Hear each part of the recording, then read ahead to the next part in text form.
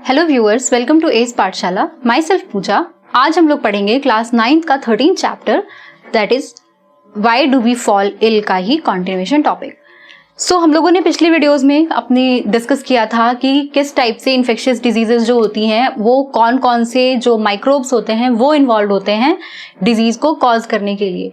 In this particular video, we are going to talk about means of spread of all those microorganisms or microbes जिनकी हम बात कर रहे थे। So let's begin.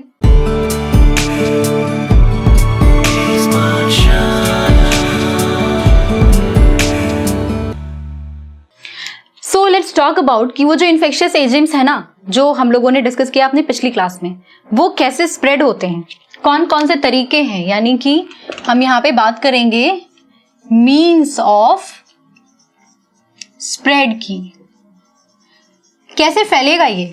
अब हमने जो बात किया था उसमें हमने बात किया था बैक्टीरिया हो सकते हैं, वायरस हो सकते हैं, फंजाई हो सकते हैं, डिफरेंट फंगल इन्फेक्शंस भी होते हैं, उसके अलावा प्रोटोजोन्स हो सकते हैं, हेलमिन्ट्स हो सकते हैं। तो ये सारी चीजें वो कैसे स्प्रेड आउट होंगी, कैसे one person to next person जाएंगी। इट मीन्स जब भी हम बात कर रहे हैं one person to next person जाने की, it means they can be communicated, यानी दे कैन बी, यानी ये डिजीजेस जो हैं, जो इन्फेक्शियस डिजीजेस हैं, कौन से डिजीजेस, इन्फेक्शियस वन है ना, तो डिजीजेस कैन बी कम्युनिकेटेड, है ना। तो ये infectious disease are also called as, infectious disease are also called as communicable disease, है ना, क्योंकि ये एक ऑर्गेनिज्म से दूसरे ऑर्गेनिज्म में पास ऑन हो रही है, यानी कम्युनिकेट कर रही हैं। इस वजह से हम इनको कम्युनिकेबल डिजीजेस भी बोलते हैं। तो अब बहुत सिंपल सा हमारा एक पॉइंट है कि ये कम्युनिकेट कैसे होंगी, अब एक इंडिविजुअल से दूसरे इंडिविजुअल तक ये जाएंगी कैसे। So let's discuss that particular point. तो उसमें हमारा सबसे पहला जो कम्युनिकेशन का मेथड हो सकता है, that can be by air. Alright, by air का मतलब हो गया, यानी यहाँ पे मीन ऑफ ट्रांसपोर्ट क्या है, एयर है। जैसे हम सिंपल सा एग्जांपल जो हमने डिस्कस किया था, कॉमन कोल्ड,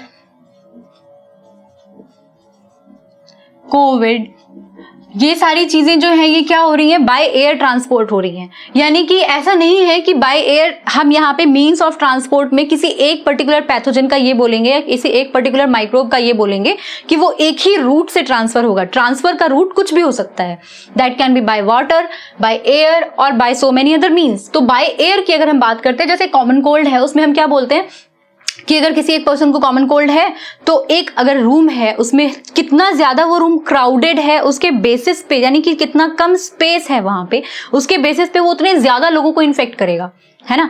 जैसे हम कोविड की भी बात करते हैं तो हम क्या बोलते हैं कि 2 गज की दूरी रखनी चाहिए, 2 गज है जरूरी। तो क्यों जरूरी है ये, क्योंकि हम जितना ज्यादा नियर बाय होंगे हमारा उतना ही ज्यादा चांसेस होगा उस डिजीज को कंट्रैक्ट करने का। तो इट मीन्स हम जितने ज्यादा पास खड़े हैं, अगर बाय एयर हो रहा है तो से for example if I am talking to somebody, तो जो वाटर ड्रॉपलेट्स हैं या जो water droplets, those water droplets which is carrying those microbes, यानी इस वाटर ड्रॉपलेट में जो माइक्रोब्स हैं हमारे पास ऑलरेडी, वो हम नेक्स्ट पर्सन को दे रहे हैं। अगर हम दूर दूर खड़े हैं तो वहां पे वो वाटर ड्रॉपलेट के एक पर्सन से दूसरे पर्सन तक जाने के चांसेस क्या होंगे, कम हो जाएंगे। यानी कि अगर मान लीजिए, बहुत सिंपल सा एग्जाम्पल सोचते हैं यहाँ पे कि अगर हम बहुत पास हैं, यानी कि यहां और यहां हैं, तो यहां और यहां के बीच में जो डिस्टेंस है उसमें मान लीजिए हम 10 माइक्रोब ट्रांसफर कर रहे हैं, ठीक है, 10 माइक्रोब हम ट्रांसफर कर रहे हैं। और अगर हम यहां और यहां हैं तो हो सकता है हम यहां पे 1 और 2 माइक्रोब्स ही पहुंचा पाए। तो आपको क्या लगता है, depending upon the distance also disease contract करने के चांसेस क्या होंगे, कम या ज्यादा होंगे। पहली चीज तो पहला क्राइटेरिया तो यही हो गया कि डिजीज होगा या नहीं होगा, तो इसका चांस जो है वो डिस्टेंस पे डिपेंड करेगा कहीं ना कहीं। और दूसरा पॉइंट क्या हो गया, जितना ज्यादा पास है उतना ज्यादा अमाउंट ऑफ माइक्रोब हम कैरी भी करेंगे, हम उतना ज्यादा अमाउंट ऑफ माइक्रोब हम कैच भी करेंगे। इट मींस वहां डिजीज की जो सिवियरिटी होगी, यानी डिजीज सिवियरिटी वो जो होगी वो भी हमारे डिस्टेंस के अकॉर्डिंग, जितना ज्यादा माइक्रोबियल लोड होगा उतना ज्यादा सीवियर कंडीशंस होंगी, है ना, तो उतनी ज्यादा सीवियरिटी भी होगी हमारे डिस्टेंस के बेसिस पे। इट मींस कि बाय एयर ट्रांसपोर्ट होने वाली जितनी भी डिजीजेज होती हैं, जो भी कम्युनिकेबल डिजीजेज होती हैं, वो कहीं ना कहीं स्पेस पे भी डिपेंड करती हैं, है ना। तो पहला तो हमारा ये मीन ऑफ ट्रांसपोर्ट हो गया। Okay, now let's discuss about the second mean, that could be by water. पानी के थ्रू भी तो हो सकता है। अच्छा, अब बाय वाटर का एग्जाम्पल हम क्या ले लें? Okay, let's talk about cholera. Cholera क्या होता है? अगर एक ये स्टमक रिलेटेड डिजीज है, मतलब ये एक पेट से रिलेटेड बीमारी है, ठीक है। कॉलेरा में क्या होता है? बहुत ज्यादा लूज मोशंस होते हैं और बहुत सारी चीजें होती हैं, बट अभी बहुत सिंपलेस्ट टर्म है, मैं आपको अगर समझाऊं एक लेमैन लैंग्वेज में, तो उसमें क्या होता है, उसमें बहुत ज्यादा डिसेंट्रिक सिचुएशन होती है, डिसेंट्री बहुत ज्यादा होती है, लूज मोशंस बहुत ज्यादा होते हैं।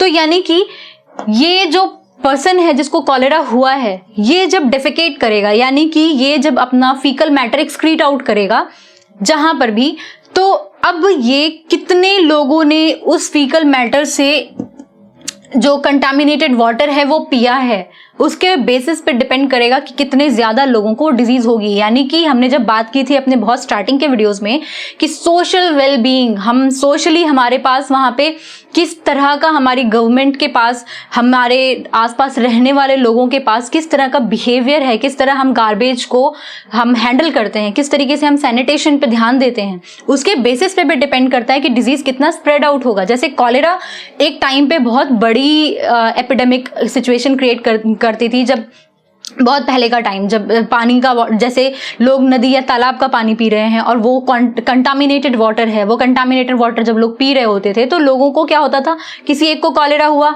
हजारों लोगों को कॉलेरा हो गया, पूरे के पूरे गांव को कॉलेरा हो गया। तो वो जो डिजीज कंडीशंस थी वो कैसे ठीक हुई?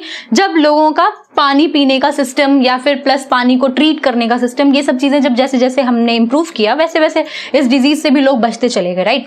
तो यानी bye means of water also disease can be spreaded. हमारा थर्ड मीन्स हो सकता है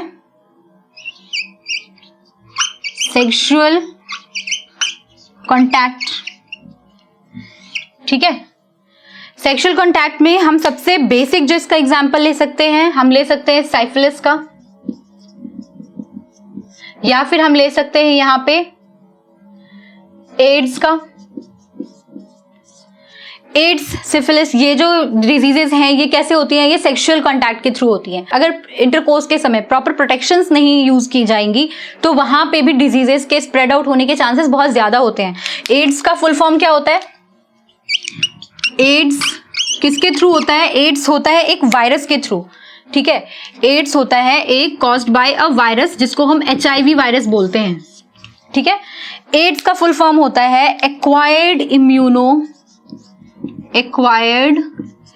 इम्यूनो डेफिशिएंसी सिंड्रोम, ठीक है। Acquired immuno deficiency syndrome, that's why I हो गया इम्यूनो का, D हो गया डेफिशिएंसी का, एंड S हो गया सिंड्रोम का। That's why acquired immuno deficiency syndrome जो होता है वो एक सेक्सुअली ट्रांसमिटेड डिजीज में से आता है, और इसको कॉज करने वाला जो वायरस होता है उसका नाम होता है ह्यूमन इम्यूनो डेफिशिएंसी वायरस, ठीक है। यानी human I is immunodeficiency and V is for virus, ठीक है। तो यानी एड्स जो है एक HIV वायरस यानी ह्यूमन इम्यूनो डेफिशिएंसी वायरस के थ्रू कॉज होने वाली, यानी एक वायरल डिजीज है, but it gets spreaded through sexual contact. Other than that ये और भी तरीके से फैलता है। वो तरीके क्या होते हैं?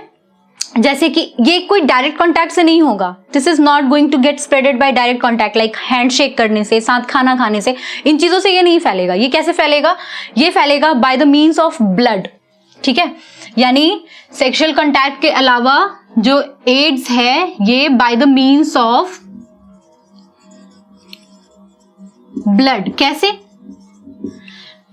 ब्लड, अगर किसी इन्फेक्टेड पर्सन का ब्लड किसी नॉर्मल पर्सन को दे दिया जाए तो इन दैट सिनेरियो एड्स हो सकता है। अगर किसी को ऑलरेडी HIV यानी ह्यूमन इम्यूनोडेफिशिएंसी वायरस उसके अंदर है, यानी उसको एड्स है ऑलरेडी, तो इन दैट सिनेरियो अगर उसको कोई नीडल लगाया गया और सेम नीडल किसी और पर्सन को यूज किया जाए, in that scenario AIDS can happen.